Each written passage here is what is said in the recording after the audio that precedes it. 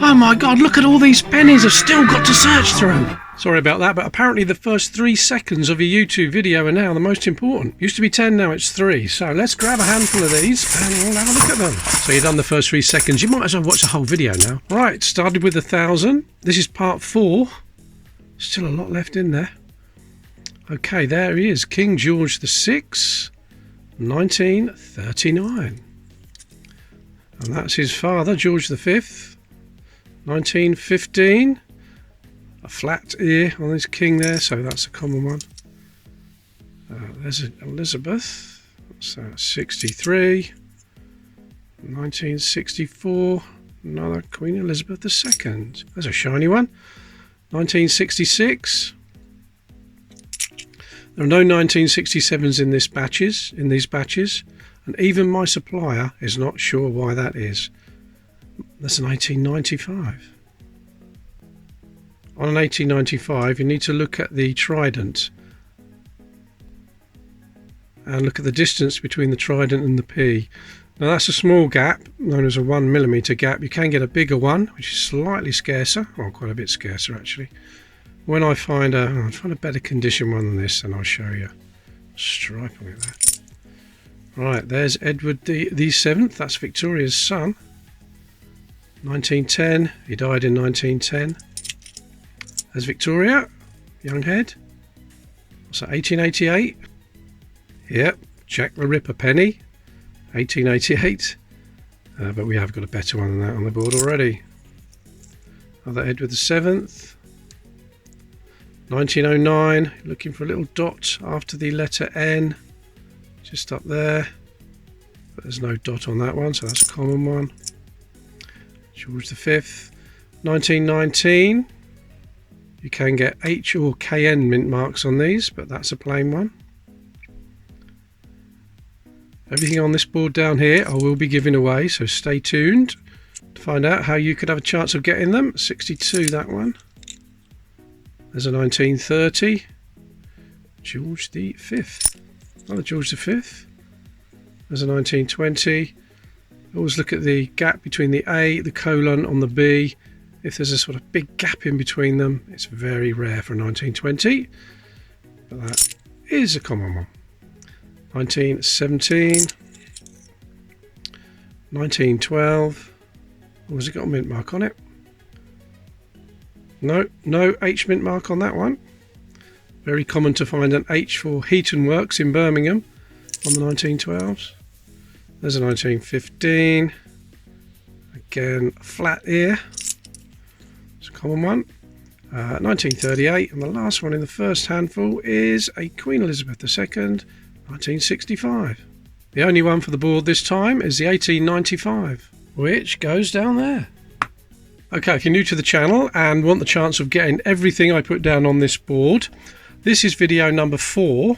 There'll probably be about 8 or 9 videos. So what you've got to do is comment on each video, and then at the end I'll pick a random video, and from that video I'll pick a comment using the YouTube comment picker, the random comment picker, and the winner will get everything down here. But I will be prioritising my Whitman folders here. Anything I haven't got or upgrade will go in there first. Okay, let's get some more.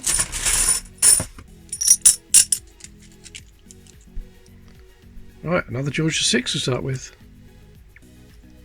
1937. There's a 1912. And no mint mark on that one either. 1964. Do have a nice 64 though. What we got here? 62. Another 1912. Surely. I don't usually find this many without mint marks on. Definitely nothing on that one though. 1896. Ooh. In the dirty mug. There we go. Right, we've got a 1935. George V. Got a 1962. There's a 1926. We haven't got a 1926 yet. Now, is it a modified effigy? No. Right, let me go and get a modified effigy and I'll show you what you're looking for. Okay, I've got one here. Right, this is one I've just found. In 1926, the portrait or the effigy was changed slightly, but you have to have a really nice condition coin to be able to see the difference there. But the writing around the outside is also slightly shifted, so you can tell a difference. Let me show you. The easiest way to tell is look at the gra and the Brit, the words, and the colon in between is pretty much central. Now, in a modified effigy, you can see the colon is almost touching the A. Almost touching it. And there's a big gap between the colon and the B. That is the easiest way to spot if you've got a modified effigy. And this modified one I've got here, not bad condition. I reckon I could get about £20 for that. But this one is just a plain one, so just a few pence for that one. I haven't got one on the board though. Well, there's a 1902. That's not bad. That's not bad condition. It's not a low tide, but I think it's in better condition. See if that's an upgrade. There's a 1918. Is that a KN? Look at that, a 1918 KN before an H. That's unbelievable. Not the best condition, is it? But it's still a KN, quite clear. That would have been minted at the King's Norton Works in Birmingham. Lovely. I'm going to have to check my album, see if I've got a better one than that or not. 1915. That's that been cleaned? I think it has sometime in the past. It's not shiny though. Probably has been cleaned at one time or another. 1916. You can get a recessed ear there as well in the 1916, but that's not. That's a flat ear, common one. There's a 1900 Victoria. 1908, that might be an upgrade. I'll check that as well. 1917. Oh, that's definitely even sharp. Look at that. That's not got a mint mark on it, has it? No, that's good, because that's going in the dirty mug. And that one, 1936. Is that dirty? Seems to be a nice effect on there, doesn't it? Probably had a little bit of iron near it in the past. Actually, I quite like that. I think I'll keep that one. Not sure what that is below the date. Let me give it a bit of a rub. No, it's just a bit of dirt. Came away quite easily. Okay, there's the 1926. The 1908. Come off there, because that is definitely an upgrade. The 1902, that's a low tide version on top, and this one, oh yeah, is it better?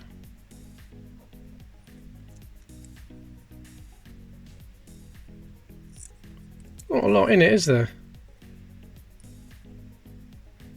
I think it's slightly better, so I'll swap it. Low tide back on the top. Now looking in my Whitman folder, the 1918 KN I did find in an earlier hunt is slightly better, so that can go on the giveaway board. Still looking for a 1919 KN for the album note, and the 1918 KN can go down there, part of the giveaway. In the last video, in part 3, I found this 1919 with a little dot where a mint mark could be. I thought it was probably a mint mark gone wrong or something. Gave it a bit of a rub, but didn't come off, so I thought I'd put it under the microscope, and there it is, and zoomed right in, and you can see it's looking even more like a little bit of corrosion now, isn't it?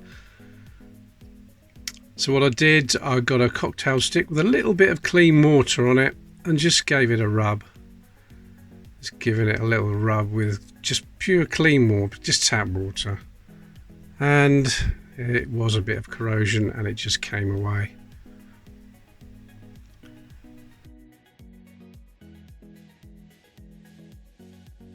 There you go, and then when I dried it off, there's nothing there at all. So what a disappointment that was. I thought I'd found a rare one then for a minute.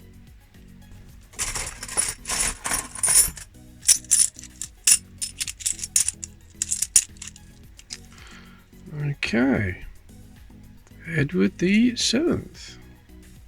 What's that? 1903, I think that's a closed 3, isn't it? Let me give it a bit of a clean. Yeah, that's just the plain closed 3. Alright, Victoria, 1901. We've got a 1920, bit grubby. That's just a plain one. That's a common one, I mean. Not dirty enough for the dirty mug, that wasn't. 1939. 1928. We're still looking for a 22, 27 and 32, George V. 21 there.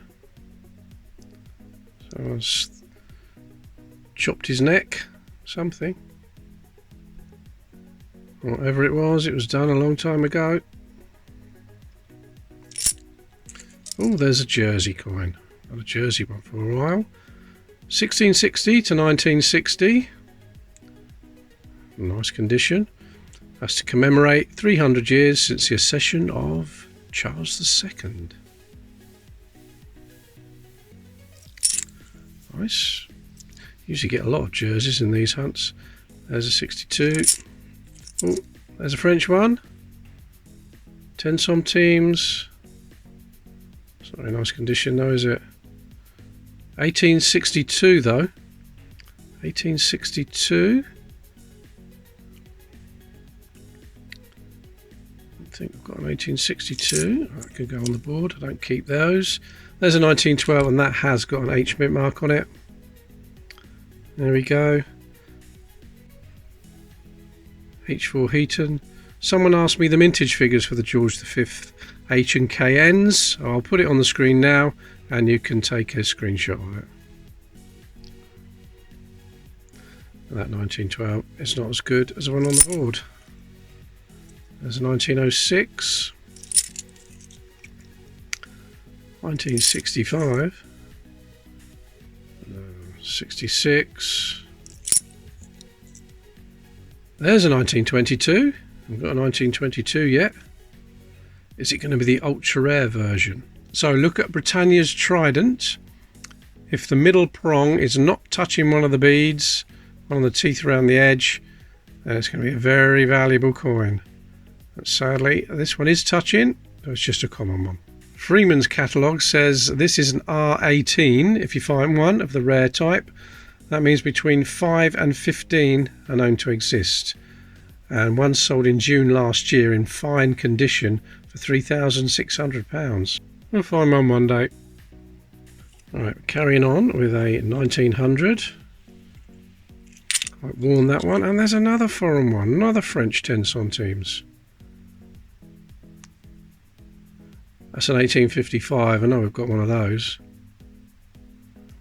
I've got a theory why I'm getting so many of these. My theory is all these coins came from an old arcade that closed down in the 60s. My supplier doesn't know, they haven't got a clue where they come from. There's no 1967 pennies. The 66s are in really nice condition usually, and we get a lot of foreign pennies, a lot of foreign coins in there, penny-sized coins.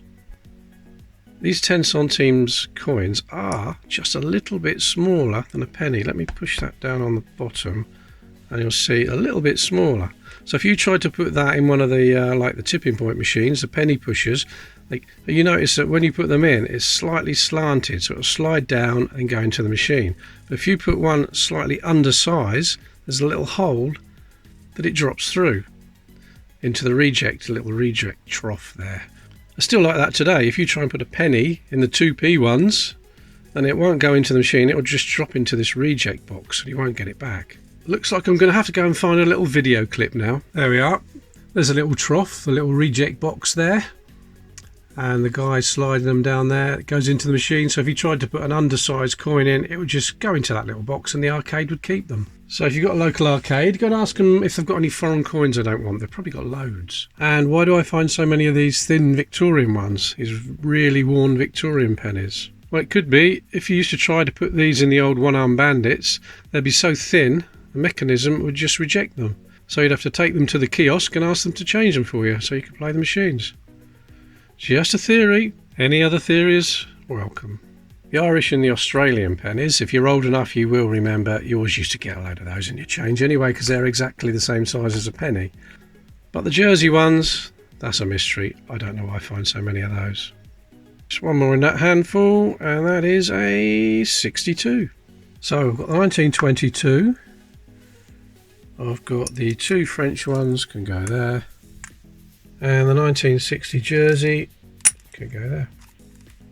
Now Glenn from Makamula said I missed upgrading a 1945 because that one was a bit tatty. I've just looked through all the coins that I've searched through, and I think he must mean that one because that's quite a bit better. So I'll upgrade that. Right.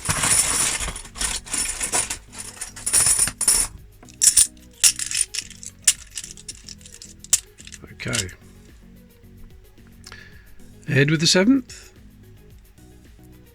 1905. I think we've got a better one than that. There's a grubby one. George VI, 1938. Is that dirty enough for the dirty mug? Yeah.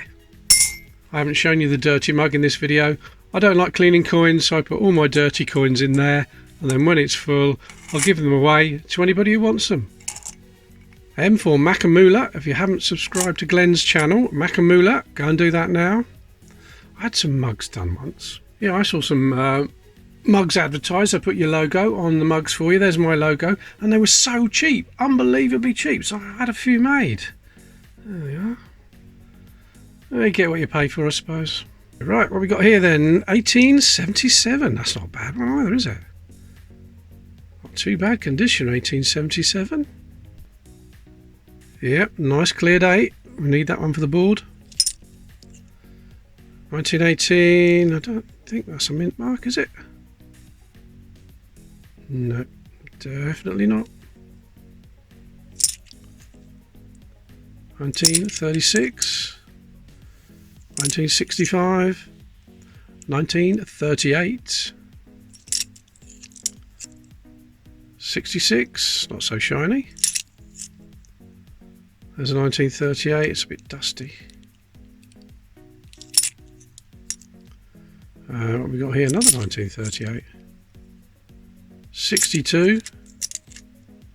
Oh, there's a 1922. Oh, look at the damage up there. No, just as well that wasn't a rare one. That damage up there. Is that something between the first and second prong there? No, it just wiped away. It was dirt. Oh, there is a shiny one. 66. And that's been cleaned, hasn't it? 1917. In the mug it goes. There's a George V. 1936. There's another worn one. I'll chip out the side of it. 1875. That looks like a wide date, that one. There you go. One underneath I found in an earlier hunt, and the one at the top is the wide date. You can see how much wider it is. There's quite a few different varieties on the 1875s, but they're very worn and hard to see. But the date one, the wide and narrow date, is very easy to see there. So the eventual winner can have both of those. Put them both on the 1875. Alright, 3 more. 1906. There's a Victoria. Oh, 1895. It's only the 1mm gap, but that's in nice condition.